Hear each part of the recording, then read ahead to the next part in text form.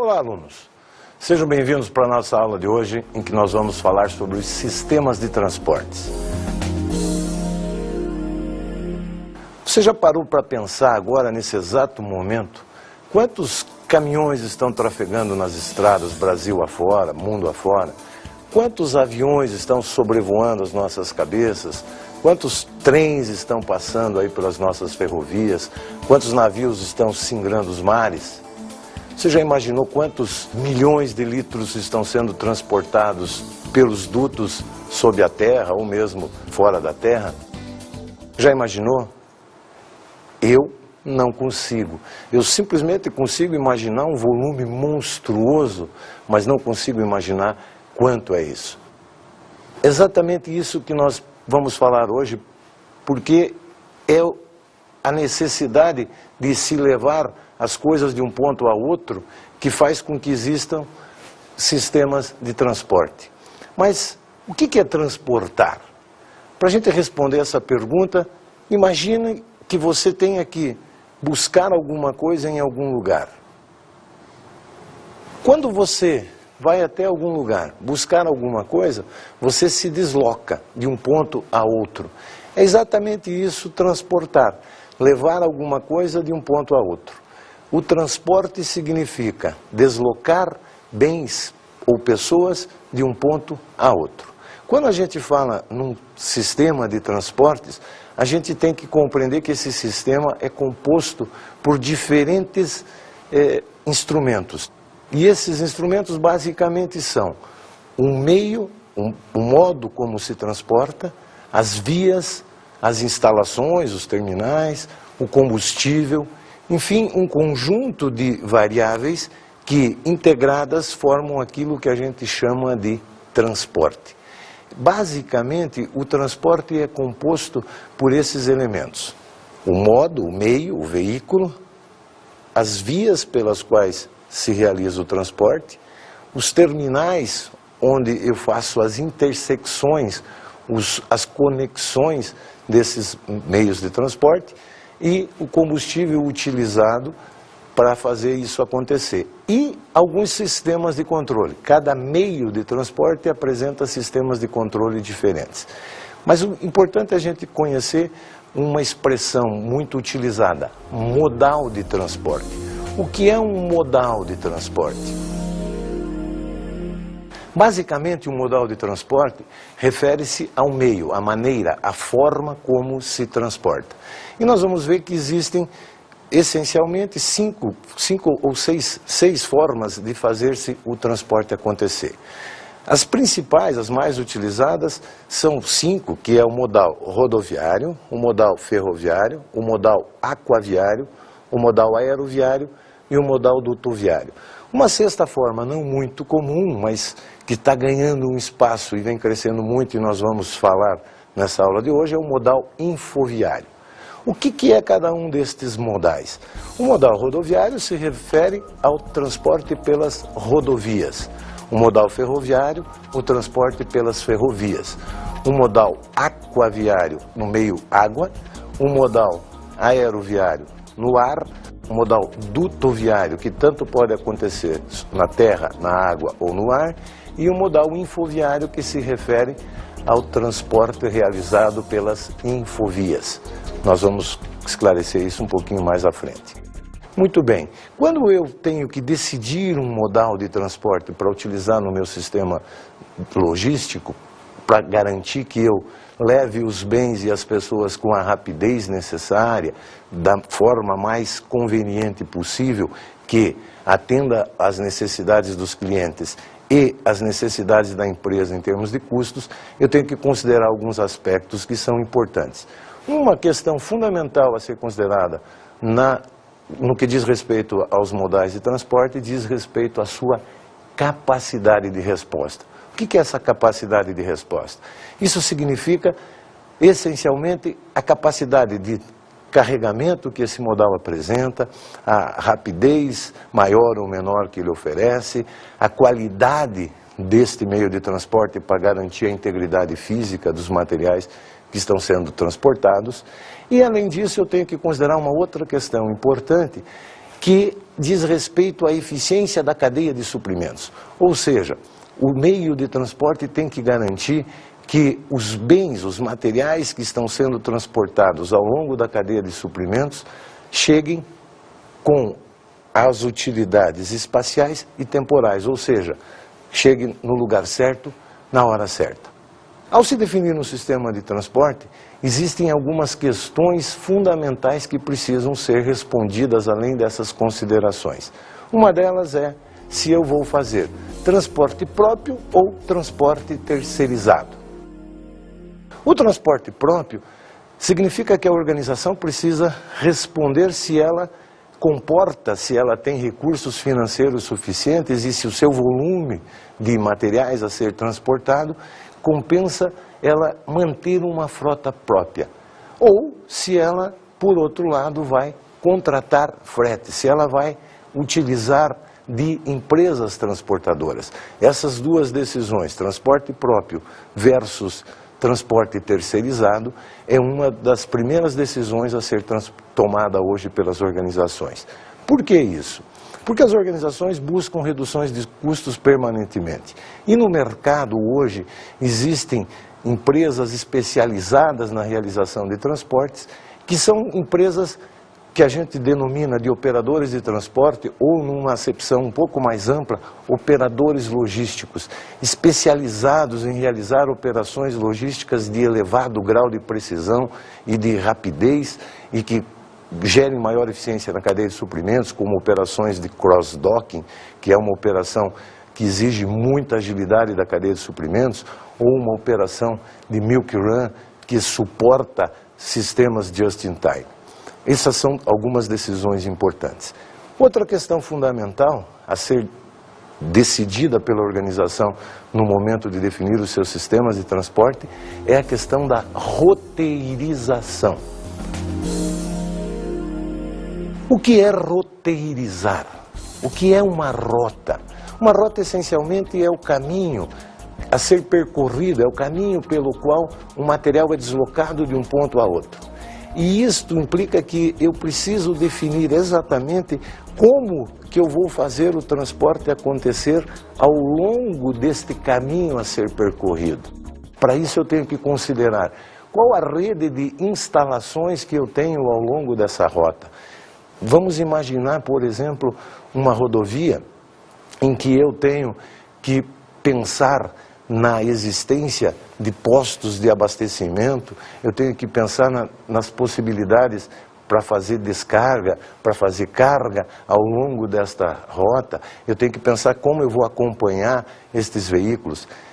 É fácil para quem está num grande centro, numa grande cidade, vislumbrar essas coisas. Agora, nós não podemos esquecer que o transporte acontece ao longo de todo o território nacional e que nós temos regiões onde simplesmente não existem redes de instalações. Às vezes, um caminhoneiro, por exemplo, tem que rodar 600, 700, 800 quilômetros em estradas sem contar com nenhuma instalação, com um restaurante, com um posto de combustível, com uma oficina mecânica, com um borracheiro, enfim, a rede de instalações.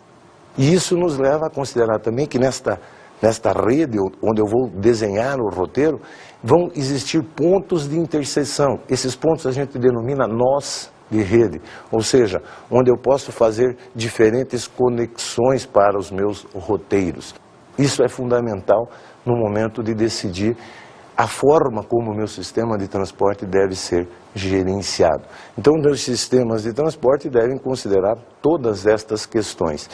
Imagina que você é o responsável por fazer isso acontecer. Você vai gerenciar este processo. O que é fundamental considerar? Eu preciso desenhar roteiros ótimos, ou seja, eu tenho que fazer a otimização, fazer aquilo que a gente vai denominar de round trip, ou seja, uma viagem redonda. Isso por quê? Porque eu preciso, nesta otimização, considerar duas coisas que são chaves. De um lado, a redução de custos e de outro, o nível de serviço. Essas duas questões, reduzir custos de um lado e aumentar nível de serviço, significa essencialmente o quê? Que eu tenho que buscar um modal de transporte que seja o mais barato possível para a organização, de forma que ela reduza os seus custos, e de outro lado, oferecer um nível de serviço elevado aos clientes. Mas o que é nível de serviço? Essencialmente, a gente entende por nível de serviço dentro de um sistema de transportes algumas questões importantes. Primeiro, a sua capacidade de resposta, ou seja, a capacidade de resposta do sistema de transportes implica em eu considerar a velocidade, a constância, a frequência com que esse sistema pode atender as rotas, e eu tenho que considerar também que os materiais transportados têm que estar íntegros, ou seja, eu tenho que garantir a integridade dos materiais para criar a utilidade de uso. E também preciso levar em consideração que tudo isso tem que acontecer ao menor custo possível, ou seja, o custo do transporte tem que ser um custo baixo, o mais baixo possível. Basicamente, o gerente precisa levar em consideração a criação das utilidades espaciais, temporais e de uso, ou seja, o produto na hora certa, a utilidade de tempo, o produto no lugar certo, a utilidade espacial, e o produto íntegro, em condições de uso. Essas três utilidades são fundamentais para o sistema de transporte. Mas o que é um sistema de transportes? Essencialmente, o sistema de transportes é compreendido como o conjunto de partes que interagem para se atingir um objetivo comum. Daquele conceito de sistemas, um conjunto de partes interrelacionadas, interdependentes, integradas, que funcionam para atingir um objetivo comum. E aí eu tenho dentro desse sistema aquilo que eu comentei há pouco, aqueles conjuntos de coisas. O veículo, que é o meio de transporte, as vias, as instalações, que são os terminais, os mecanismos de controle e o combustível, que é a força propulsora para que isso aconteça. Imagina que você tem um caminhão para transportar 70 toneladas de carga, um chamado tritrem. Será que nós temos uma estrada que permita esse caminhão circular, rodar nessa estrada? Se a gente puder carregar um avião com 100 toneladas de carga, será que nós vamos ter aeroporto com pista suficiente para conseguir aterrissar ou decolar essa aeronave? O problema é que quando eu falo da possibilidade de um veículo carregar um determinado volume de carga, eu tenho que pensar que isso interfere nos outros elementos dos sistemas. Ou seja, cada um dos modais de transporte apresenta características próprias. E essas características são essenciais para que o sistema atinja a sua finalidade maior, que é colocar o produto no lugar certo, na hora certa, em condições de uso. Vamos ver um vídeo intitulado Maravilhas Modernas, onde a gente tem uma sinopsezinha disso que nós estamos falando até aqui.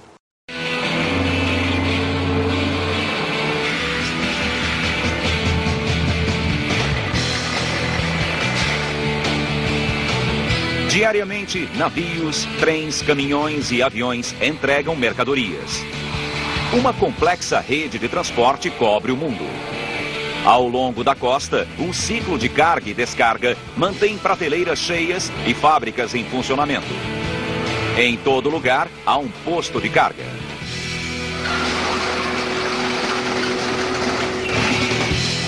A grande maioria nunca prestou atenção, mas os que trabalham diretamente com transporte percebem que esta é a alma do negócio. Como a gente percebe no vídeo, o sistema de transporte tem essa capacidade de conferir agilidade aos sistemas organizacionais, aos suprimentos, à distribuição dos materiais. Vamos falar um pouquinho de cada um dos modos de transporte, começando pelo mais conhecido e pelo mais utilizado deles, que é o modal rodoviário. O modal rodoviário se caracteriza por ser realizado em vias chamadas rodovias, E estas vias, essas ligações rodoviárias são as mais comuns em qualquer lugar. A principal característica do modal rodoviário é que ele é o único que possibilita ligações porta a porta. O que significa isso? Significa que o meio rodoviário é o único que pode pegar um material na origem e levar até o seu destino final. É o modal mais ágil de todos os modais existentes, porque ele possibilita a existência de uma velocidade e uma eficiência que os demais modais não conseguem. Ele apresenta uma desvantagem, que é a sua capacidade de carga, que é um tanto quanto limitada. O segundo modal importante é o modal ferroviário. No Brasil nós temos um problema sério em relação a esse modal. Embora ele esteja crescendo e hoje já represente algo em torno de 20% do volume de materiais transportados no país, a gente tem uma malha ferroviária, ou seja, a rede de ferrovias existente no país, que é muito pequena. Vamos ver na tela aí a diferença, comparação da malha ferroviária brasileira com outros países. Entre os países de grande extensão territorial, o Brasil tem a mais baixa oferta de transporte ferroviário. Em extensão, os Estados Unidos têm a liderança. São 194.731 quilômetros de linhas, contra os 10.930 quilômetros brasileiros. Em densidade, a situação se repete. Nos Estados Unidos, são 21,3 quilômetros de linhas ferroviárias para cada 1.000 quilômetros quadrados de área, enquanto que no Brasil, são apenas 1,3 quilômetros. Como vocês puderam perceber por essas imagens, a nossa malha ferroviária, quando comparada com países de uma extensão territorial semelhante à nossa, ela é muito pequena. Isso se deve a decisões equivocadas tomadas no passado, quando se decidiu fazer uma opção pelo modal rodoviário. O modal ferroviário é extremamente barato quando comparado ao rodoviário. Porém, nós não temos as possibilidades de ligar o país de norte a sul, de leste a oeste, em todos os sentidos, a gente ainda não tem. Devagarinho a gente está chegando lá, estão sendo feitos investimentos que provavelmente levarão o país a apresentar uma malha ferroviária um pouco melhor. Um outro modal importante é o modal hidroviário. O modal hidroviário acontece no meio água e a gente divide ele em 3 tipos de navegação. Navegação no transporte marítimo, do transporte fluvial, do transporte lacustre. O marítimo, a navegação, como o próprio nome diz, realizada nos mares, nos oceanos, e a gente divide ainda o marítimo em navegação de longo curso, ou seja, de ligações entre países, e navegação de cabotagem, ou seja, na costa de um país. Temos também a navegação fluvial, ou seja, aquela que acontece em rios, e a navegação lacustre, aquela que acontece em lagos. A navegação de cabotagem, como eu disse, ela acontece na costa do navio, do país, e são navios com capacidade de carga, obviamente um pouco menor, mas que conferem a possibilidade, sobretudo num país com quase 8.000 quilômetros aí de extensão de costa, fazer a ligação entre os diferentes portos que estão ao longo da costa de um país. E a navegação de longo curso, ela é fundamental porque é ela quem possibilita ao comércio internacional, ou seja, as ligações entre países, possibilita que os países levem as suas mercadorias de um ponto a outro. E isso acontece em veículos especiais, que são os navios. Mas existem diferentes tipos de navios. Quais são esses tipos de navios? Bom, nós temos os navios de carga geral. Um navio de carga é aquele navio que transporta qualquer tipo de produto, geralmente colocados em caixas, em contêineres, ou em sacos, ou em grandes volumes de embalagem, mas são navios cargueiros, ou seja, navios de carga geral. Temos os chamados navios graneleiros, que no Brasil a gente conhece muito, por quê? Porque o Brasil é um dos grandes produtores mundiais de grãos. Então os navios graneleiros são aqueles que servem para o transporte de grãos, né? São navios que têm um grande compartimento de carga, onde se jogam lá dentro os grãos, e por isso se diz graneleiro, se transporta a granel. Existem também aqueles navios chamados roll-on, roll-off, ou seja, são navios utilizados para o transporte de veículos, que entram rodando e saem rodando do navio. Existem também os navios tanques, que são utilizados para transporte de líquidos. Sobretudo, o grande volume de transporte internacional nesse tipo de navios é o transporte de petróleo. Temos também o modal aeroviário. O modal aeroviário é aquele que utiliza o meio ar. Os veículos utilizados para este modal são os aviões cargueiros, os helicópteros ou qualquer outro meio de transporte aéreo, como balões, por exemplo, que durante uma determinada época se utilizou para fazer transporte também. E temos ainda um outro modal importante, que é o modal dutoviário. O que é um duto? Um duto nada mais é do que um tubo por dentro do qual se transporta água, gás, petróleo. Os dutos que a gente mais conhece são os dutos justamente de transportes de gás. O mais famoso deles, o gasoduto Bolívia-Brasil, uma vez que a gente importa o gás boliviano, né? E temos os dutos de transporte de petróleo. Todas as refinarias da Petrobras recebem, são supridas de petróleo a partir de dutos. E hoje se fala de um novo modal de transporte. Qual é este modal? O modal infoviário ou eletrônico. Este modal se caracteriza por ser suportado, a sua via por onde fluem os bens que são transportados são chamadas de infovias. Vocês vão dizer, puxa, professor, mas a gente pode considerar isso como um modal de transporte? Sim, essas infovias transportam o quê? Bits e bytes. Na verdade, produtos, bens que podem ser digitalizados. Portanto, uma infovia exige o quê? Uma plataforma digital, que está essencialmente baseada no quê? Em recursos de TICs, tecnologias de informação e de comunicação, que permitem que eu possa transportar qualquer bem que possa ser digitalizado. Você nunca comprou um CD, um DVD pela internet? Você nunca comprou um livro digital? Ou seja, a tecnologia da informação e da comunicação evolui e possibilita que a gente utilize cada vez mais as infovias. O que é uma infovia? Uma infovia nada mais é do que um conjunto de linhas digitais nas quais ocorre o tráfego de dados dessas redes eletrônicas. Com a expansão cada vez maior da internet, a gente tem as infovias que possibilitam, portanto, que eu transporte, que eu leve de um ponto a outro bens que podem ser digitalizados. Então, essencialmente, o que é transportar? Fazendo um resumo, transportar é levar alguma coisa de um ponto a outro. E isto pode ser tanto um bem físico, os materiais, que são o objeto da nossa disciplina, podem ser as pessoas, podem ser informações.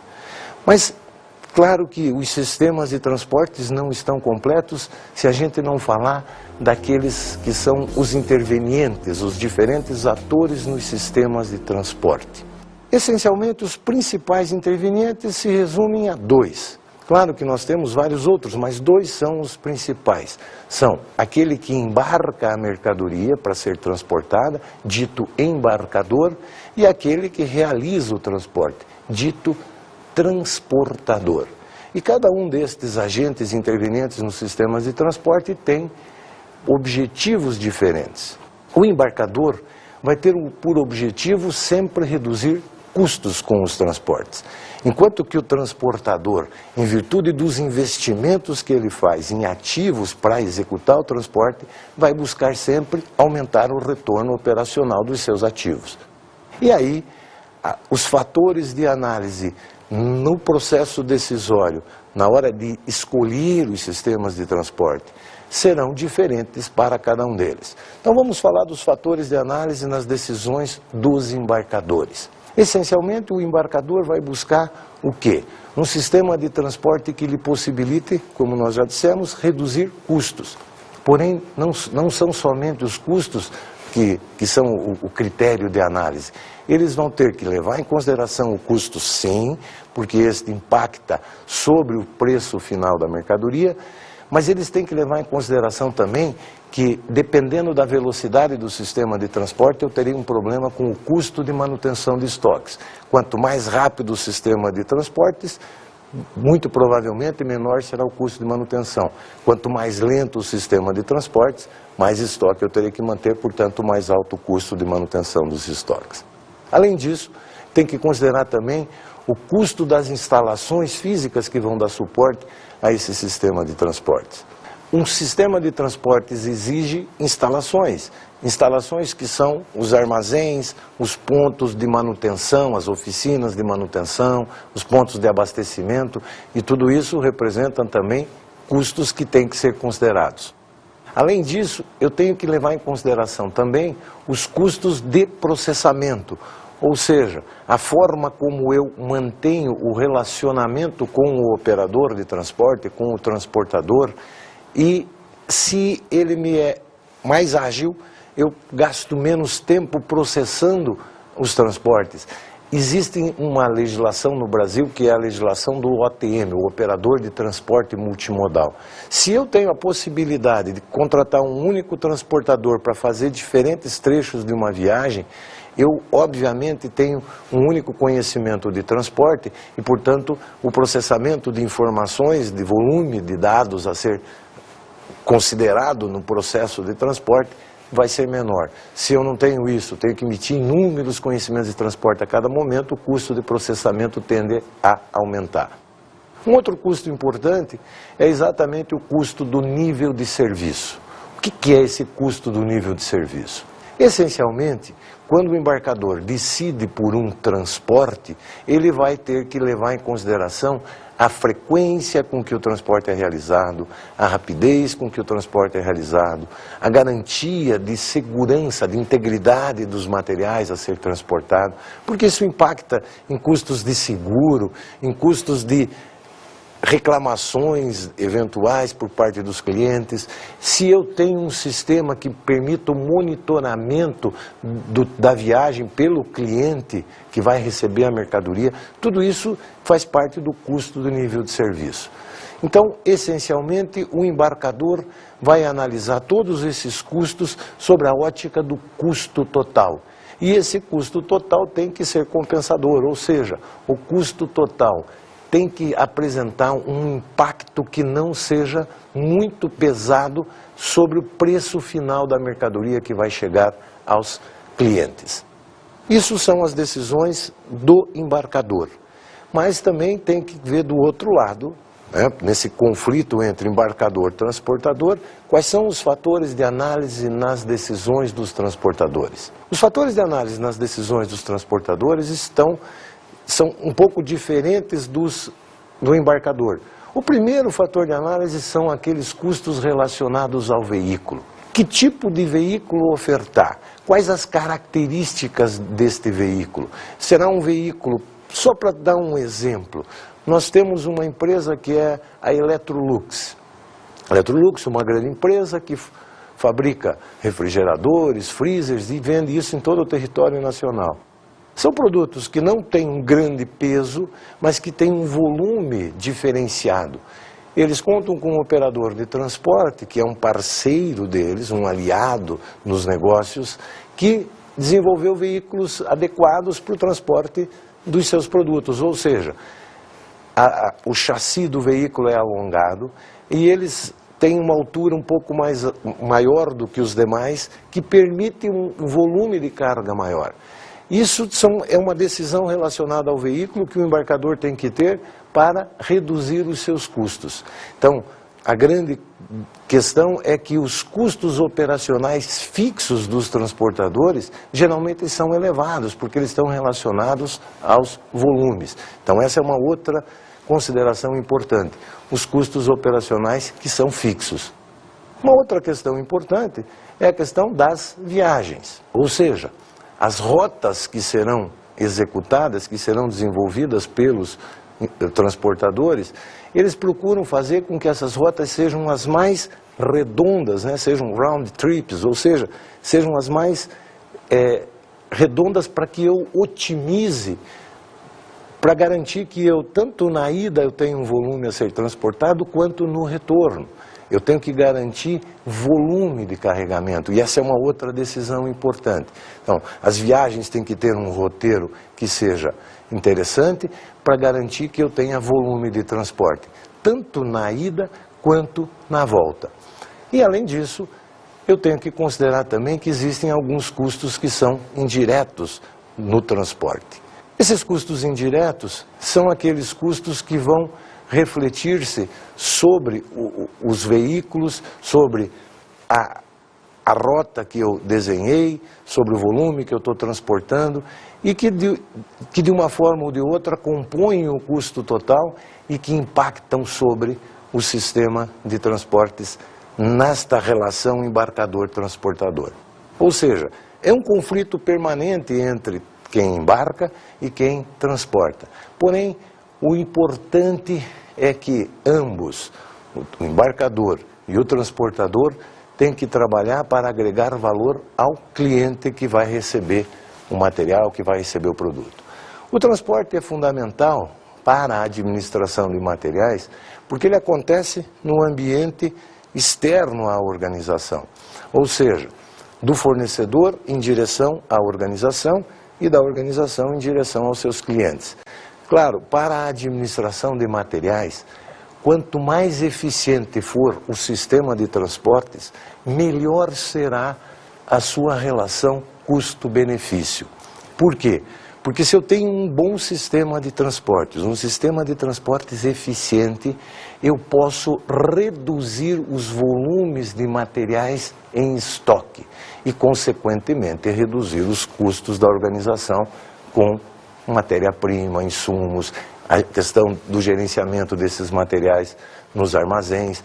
Ou seja, a ideia, a lógica é que quanto mais eficiente for o sistema de transporte, menor o impacto dos custos dos estoques sobre os custos totais da área de materiais. Esta é a essência da administração de materiais e a sua interface com os sistemas de transportes, a questão dos custos dos estoques. Nós podemos dizer que o sistema de transporte tem a finalidade de suportar com qualidade, com nível de serviço elevado, a troca que se realiza entre a organização e o seu ambiente externo do ponto de vista de materiais. Ou seja, é o transporte que faz a ligação entre os diferentes elos de uma cadeia de suprimentos, entre o produtor e o fornecedor da organização, entre este fornecedor e a organização, entre a organização e o seu atacadista, entre a organização e o varejista, entre o atacadista e o varejista, entre o varejista e o cliente final. É o transporte que possibilita essa ligação. E quanto mais eficiente for esse sistema de transporte, menor serão as necessidades de volumes a serem mantidos em sistemas de armazenagem. Então, quanto mais eficiente o transporte, menores os custos com os estoques, que são o principal objeto de estudos da administração de materiais.